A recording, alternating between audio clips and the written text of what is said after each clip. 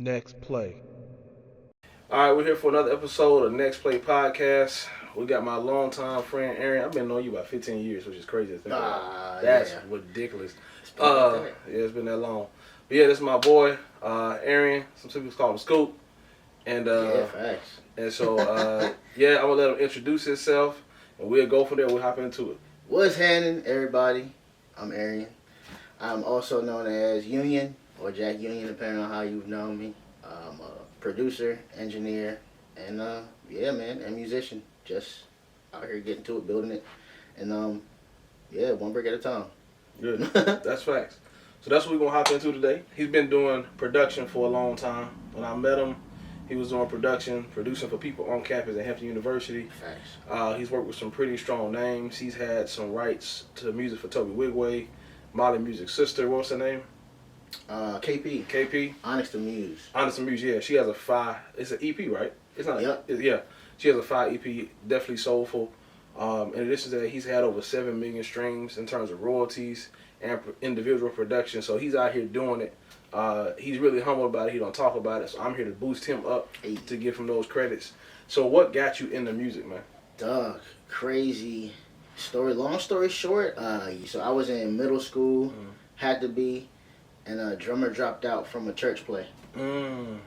Literally. Oh, that's wild. And I was like, yeah, that look easy. Everything on that joint look easy, bro. Let's put me in. So after that, that rehearsal happened at a studio. Oh, really? Exactly. So while that was happening, there was people in the back laying tracks and all this other stuff going on in some other rooms. But that kind of gave me the bug. That was the first bite. Okay. Pause. Yeah, that was the first. Facts. Oh, You feel me? This was gonna be unhinged. I'm letting y'all know. Oh please, Oh, no! my God. I am, Yeah. I might not be the most conventional. No, this gonna be hilarious. But we gonna have a blast, dog. Here for a good time, not a long time. You feel me? Let's get it. You cause I forgot about well, that's how long you've been doing this. You used to play drum at you were doing for the choir, right? At Hampton University choir or something like that. Yeah, bro. So I Yeah. started marching. I was in the drum line for about 2 years, and then after that, I had a few spots that were offering, some cheese to play every now and then. And that was overall in total just more than what the band was trying to give me. So stopped that, and then I was pursuing that more, and then ended up just playing for gospel choir. Okay. Because originally that's how I started as a gospel drummer. Okay. It was a church play, play, right? And then from there, it just materialized into me having this fixated thing about drums and music and hearing things differently and listening differently. You know what I'm saying? From that point, and it kind of, it kind of just dragged along from there. So that was, pretty much. Oh, that's live. Did I answer the question? Yeah, you answered. Yeah, no, that was the answer. Yeah, I can talk in a circle now. No, you turn. So, but yeah, cause thinking about that too, in terms of you playing the drums, Aaron has taught himself how to play music, like different instruments. So I want to talk about that because that was interesting to me. Once you graduated, you started doing different things and this and that, and I was like, okay, like it started out with a guitar, I think. Yep. You taught it was an electric guitar? Yep. That was? Yeah. Then he taught himself how to do that. Then one day I went over to his house. He's like, yeah, I'm putting the stuff here and I'm lining up this. And I'm like, what are you doing? He's like, electrical. He's like, what is it? Sound engineering. I was like, bro, you taught yourself how to do sound engineering? Yeah. That's crazy. So talk about that. Yeah, man. So that was, bro, the most trial and error ever. But I initially got into it because I wanted artists to hear my beats, bro. That was the first thing. Okay. While I was at HU, I realized a lot of people needed a place to record. They had ideas and stuff that they wanted to lay down in sessions already. And I could just offer services at an entry level that will probably get more people in the room and get me, my network would expand in that way, and then they would hear more instrumentals, probably land some more, spots on campus with projects that everybody was trying to get to and create. My thing was to try and sow as many seeds as possible. You know what I'm saying? Right. And that's kind of where the engineering side came from. Everything else kind of like materialized out of my want to better my production. Even though I started as a live musician, 'cause that's where it began, my aspirations changed from I want to play live music to I just want to produce music. That's what. You know what I'm saying? Yeah, So, and when that happened, it was more along the lines of listening to the parts in totality, what everything sounds like, what each individual part is doing, and then if I want to make something that I'm inspired by, I kind of got to know the part a little bit, or hear it, or try and emulate it in some way, in some facet. I started off as a music major. I didn't get a music degree. I got a minor in music, but with that, I think it was like the first 2 years of college I was in as a music major solely. I was doing a lot of theory, and that theory kind of locked into what I was learning on the side in high school. Because while I was playing drums, it was homies that were playing keys, homies that was playing bass, and I'll always be around organ stuff and looking at the mechanics of why organists start crabbing like this, and why keyboard players play so differently, and then why organists will play in this octave and the keyboard player will play up here, and then the guitar players and somewhere else. You know what I'm saying? Just to make sure all of it's making sense. Once I started connecting those, it was like, okay, I need to learn how to do that in some capacity if I want to create that. And it was way before what we have today. Man, I sound old. I sound old. You sound old. I sound way old. Before what we had today. But way before, like, the Splice, the music library access, the AI music that you can get. Like, I was trying to learn how to lay the bass line. Lay from Hard Knock Life, or from the Rock Boys, or anything off of Blueprint, or anything that was, how did they get the key? And most of it was sampled, which is another thing. Like, you listening to those samples that are cut from other hip-hop producers that may or may not have played it, but in some way have gotten access to use that music and license that music. So that's a whole nother side of respect that you can get when you can get those types of clearances. Like, it then opens up a world for people like me who's hearing these things, who's trying to play it themselves. I'm really playing like a Sergio Mendes record from 78. Yeah. And that was just cut into a Wu-Tang joint. And I'm listening to the Wu-Tang, I'm playing that, and it's really Sergio, you know what I'm saying? You start expanding the palette, and that's just how it all, you know, came about, I guess. Especially from the start of, all right, I'm a producer. Now what? How do we progress? How do we progress this thing? If you want to do this, what are the tools that you think is going to be necessary? And I thought engineering was one of them, and musicianship is where it began. And that's what I'm grateful for that, though. Yeah. Like, starting as a musician and then going to production and engineering, versus starting in engineering and then going to production and being a musician. Like, knowing the technicalities inside of the music itself versus what 550 hertz does to a mix, and why I need to pull anything at 800 hertz to do a thing. You know what I'm saying? Going into it book smart without the knowledge and experience of what live is would be, I can only imagine. There's a lot of homies like that too, who are very successful. But I know how I'm wired, how my brain works.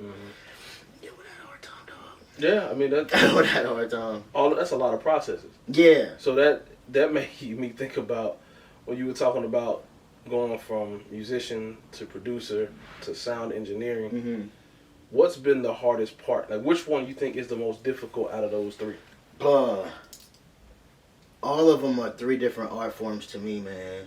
And it almost gets to a point where you learn the rules and what's acceptable in each regard. And that's why I call it art form, because you learn the basic tenets, right? Okay. And then you break it and you make something yourself. That's a fair point. You know what I'm saying? Yeah. Like, if we take somebody like Pharrell and the Neptunes and their odd sounds from when they were on their insane run, like, that's not conventional music production. That's true. You know what I'm saying? Yeah. That's like, all right, we know what they did, and we also know what we want to hear, and where we get the inspiration from. So we're gonna mix a little bit of that with a little bit of this, and then shake it. Same with Daft Punk. Yeah, when it came out with Discovery and One More Time, nobody in the house world was that resonant to me. Mm-hmm. It was like it wasn't as fast as a tempo as normal streamlined house in that time frame. Mm-hmm. It came out in 2000, mm-hmm. so like techno house music was bumping and pushing at a crazy rate, and you had these guys that came out with an anime music video. You get what I'm saying? Like, yeah, that's true. We learned the rules just to break them, just to break them, and I do something different. And that's to me where the artistry comes into play inside of production, because it's its own set of rules and ideas and schools of thought for production. Same thing with being a musician on whatever instrument. Schools of thought for being a guitarist. Schools of thought for being a board player, a pianist. Schools of thought for being a drummer. Like, and it's a whole bunch of rules you learn in each respect. And the greats just look at it and understand it, and they just break them. Jimi Hendrix. Yeah. He said, "Bet now flip it upside down and turn it backwards." Yes. You know, and then you get sounds that you wouldn't heard of. Yeah, what you call like that too? Bootsy Collins. Yeah, bro. He's definitely like that. And facts, man. What's that band? Midnight Star. They do stuff like that. But also, yes, bro. I like you're a student of the game, though, student of your art form, and that's something I think that's important because you went through different genres, but also you said you were willing to learn different things. I think that's something that people are missing nowadays because they have, like you were saying, like the tools that used to not be available are available. I remember we used to play around with stuff just for fun. Yeah, like we had old school Fruity Loops when they first came out on the PC, the desktop. Yeah, bro, just click, click, or put that together, click, click, click. Now it's like Fruity Loops is like, unless you got the premiere version, it's like right. You know what I'm saying? Like it's like, but now people are looking for stuff that's you got sample packs, stuff that's already made. What's been the hardest part about like, I guess being a producer when you're competing with all of this growth in the game? The hardest part is just being, I wouldn't even say open to everything that's new because it's kind of tough to be. But it's almost like it came a time where the old head school of thought wasn't that old. Like, all right. I mean, technically it was a new school of thought, but let me explain. So, what I'm talking about is when I started production, you had the Ryan Leslie's. Yes. Who were doing things like dropping his stuff on YouTube, making gibberish, right? Yes. Where he would get in, he would play everything. Every instrument, yes. Horns, drums. Yep. All of that is seen as almost an older way of production. But when I started, that wasn't so much the case. Like the change into more sample packs then shifted it into this new school of thought of not that many people need to, you know, go that deeply into musicianship to create a sound. And I think the more it progresses, the fight is what I think is the hardest part. I mean, for me personally, I'm kind of open. I learned earlier, like I was anti-sample library at first. And now I use pieces from sample libraries in almost everything that are cleared, of course. Which has to be part of where the industry of that sample library, the splices, all of that, the track libs, all of that had to catch up to the demand of producers who wanted access at a royalty-free rate. There were other places where you had access to stuff, but you had to pay this, you had to do that. There was a bunch of stuff you had to do in the back end, and pause. But it's like I didn't even catch that one. Right. You got that's wow, bro. Immediate, no hezzy, bro. Oh, bro. You get what I'm saying? Yeah. But it then got to a point where the splices and the track libs, they caught up, and you didn't have to do all that. Like, your subscription is the clearance for you to use everything at a royalty-free rate. That's in this place. When it caught up, that's when I was like, okay, all right, now this is way more useful. So it's like different spots that catch up to the tech that make it make more sense. Because I know a few stories and case studies of people that have used certain things from different libraries and got hemmed up because of the song got too big, and now this person that originally made it want to double back, and you know what I'm saying. It's so many of those stories that I'm a little wary and hesitant of how we're using the stuff, and I almost want to use it in a unique way that doesn't necessarily cause me to be over reliant on the technology, but still leans on my musicality, and that's kind of like the duality between the old school and the new school way with all the tech that's coming into the world of just creation overall. I also think the barriers to entry just dropped, and it's a whole bunch of people that are now coming in as, of course, producers who didn't necessarily have to do as much prior to. But that also creates a bunch of opportunity, because I think it's a positive and negative to every side, polarities, magnetism, all of that, right? Positive, negative. And I think the negative focus often in media for the whole industry is they gonna take our nerves. They gonna take, you know what I'm saying? They gonna. I ain't heard nobody say that in a minute, bro. That's wild.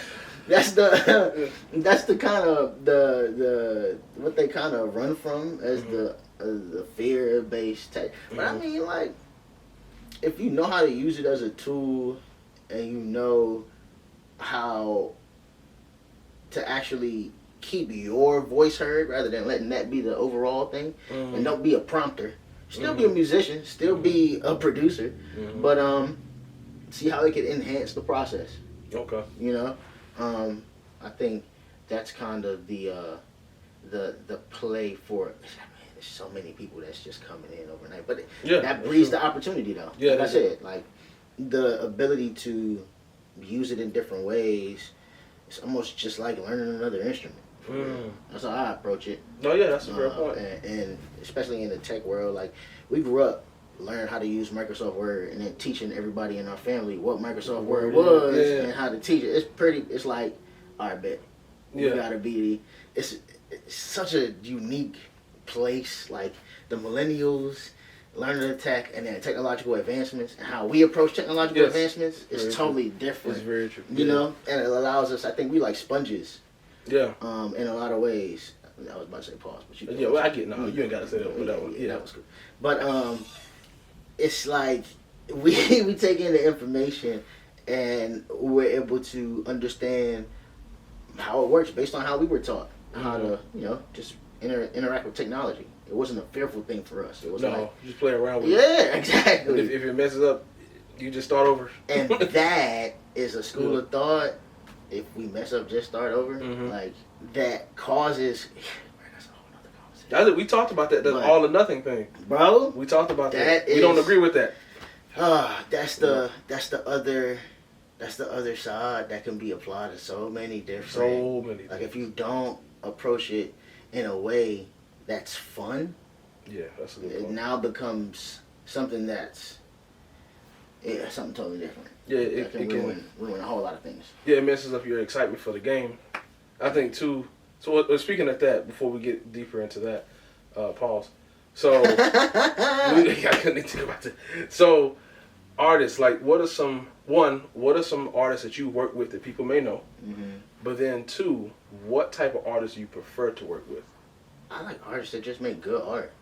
Yeah, like, singer, rapper, like it don't matter as long as it's like. It doesn't matter. I don't have a preference between singer or rapper.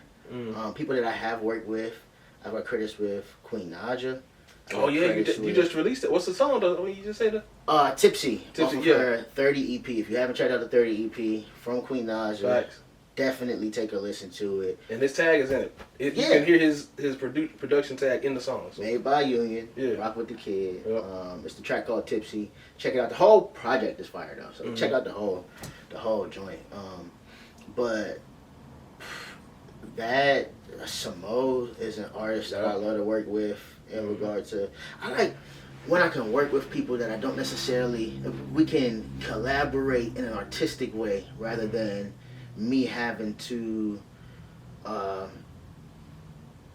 wouldn't even say pull too many technicalities out of, because certain things I think are important to stress and emphasize with whomever is you're working with in the process of creating the record. But it's like if you playing basketball, somebody on your team, right? I would prefer somebody who knows all the basic technicalities and how to dribble, rather than me having to teach you how to dribble mid-game. That's a good point. So if you know your technicalities, we can play the game. Yeah. For real. Yeah. If you don't know, though, yeah, it's going to have to be more of a coaching thing, and now this becomes something that's now along with the end. That has to be communicated, because you got to know where you're at in the whole process overall, because you could be thinking you MJ, and you come in the court and you double dribbling all over the place. Absolutely. You know what I'm saying? Yeah. You traveling everywhere. You think it's cool to just pick up the ball and run from one side of the court to the next without bouncing it. Like, that's where the ideas, that's what it sounds like. And when you come into a studio, like a visual option, like those are the artists that I like to work with. Okay, that's good. The ones that know their instrument, know what they're doing, know the technicalities, and we can build something and move forward. Singer, rapper, whatever. Okay. Yeah. That's good. Now I know too about the process of making music, and then sometimes you've had to mix things that were sent to you. Like, yeah. So like, you know, I'm not gonna lie to you. This is me being naive. But granted, at the same time, it probably was different when I'm thinking about 10, 15 years ago too. Yeah. When somebody had a feature on a track, a lot of times the artist would have to travel to that studio. Or send just like a piece of it. But nowadays, like, I can do a verse tonight, send over the file in the same night. They can record in the next few days. It can be mastered the next week, and then boom, we can be out the next month. Yeah. Do you like that process, or do you prefer to have people, if there's a feature, you're like, hey, come by and do this piece, or it's like, you know what, I'm gonna send this piece to them and let them do it. And then, it depends, man. Sometimes everything's not going to be just as convenient, because also keeping in mind that travel costs. That's you know, that's a fair and point. At a time in the industry where we had those features and collaborations, artists probably weren't the ones footing the bill for all of the movement and travel. Probably the events that was paying for it, or whatever else they had agreed upon, case to case basis, of course. But like, I like being in person.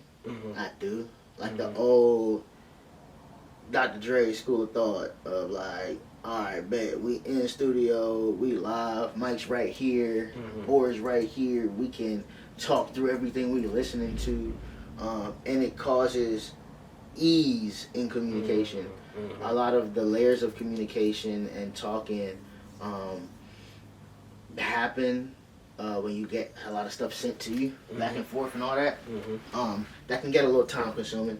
That can get a little, not even a little. That can definitely get time consuming if you don't put out boundaries. Like, there are certain boundaries you got to put in place when you're working with different clients and stuff in regard to mixing and engineering overall, doing post work, all the post work.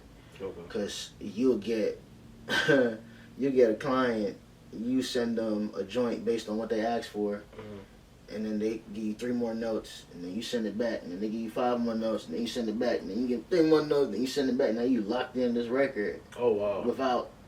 Because they have this idea of what they want it to sound like, and all of that, bro. All of that gets into the client work. I think that answers the thing. No, it does, yeah, because that's. I'll be out there. No, because it is the old. You prefer the old school way. Because I was thinking about that in terms of like the transition, and also what if you send something to somebody and let's say they don't record it right, now that prolongs the process. Yeah. To hit them up, you know what I'm saying? Versus and people right here. Bro, yes. Like sometimes people be sensitive. Not. I would say this. I probably only come in contact with maybe like 2 times when somebody first had to get taken off a joint. 2, 3 times, and they got a little. They got heat. Yeah, they got a little upset. Other people, they already know. Like, is it because it didn't sound good or it didn't go with the track? A bit of both. Yeah, a bit of both. It could be a bit of both, bro. That's real. One of them could be the approach just don't sound good, or the approach is good, just not for this song.